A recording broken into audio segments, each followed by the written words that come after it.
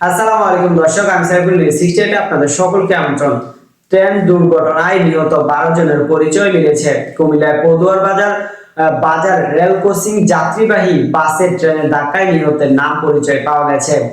আজ রোববার দুপুরে কুমিল্লা মেডিকেল কলেজ হাসপাতালে রেজিস্টার বইতে তাদের নাম পরিচয় উল্লেখ করা হয়। নিহতরা হলেন নোয়াখালীর সোনাইমুড়ি উপজেলার সালাম উল্লাহর ছেলে মোহাম্মদ বাবুল চৌধুরী এবং ঝিনাইদহের মহেশপুর পিন্টু মিয়ার স্ত্রী লাইজু আক্তার, তার দুই মেয়ে খাদিজা এবং মরিয়ম। চুয়াডাঙ্গায় জীবননগরের বিল্লাল হোসেনের ছেলে সুহেল রানা এবং জয়শহরের চৌগাছার ফরিদ চাঁদ বিশ্বাসের ছেলে সিরাজুল ইসলাম, তার স্ত্রী কোহিনুর বেগম এবং নোয়াখালী সুদারাম এলাকার মোহাম্মদ সেলিমের ছেলে নজরুল ইসলাম রায়হান, লক্ষ্মীপুর সদরের সিরাজউদ্দৌলার মেয়ে সায়রা, ঝিনাইদহ সদরের মুক্তা বিশ্বাসের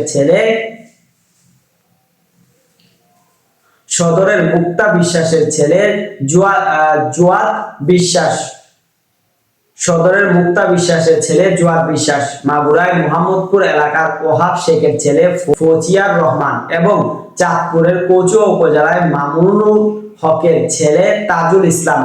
এর আগে গতকাল শনিবার দিবাগত রাত 3টার দিকে কুমিল্লা পদুয়ার বাজার রেল ক্রসিং এলাকায় মামুন পরিবহন নামের একটি যাত্রীবাহী বাসকে ধাক্কা দেওয়া চট্টগ্রাম থেকে আসা একটি ট্রেন। এই ট্রেনের বাসটিকে অন্তত আধা কিলোমিটার দূরে নিয়ে যায় ট্রেনটি।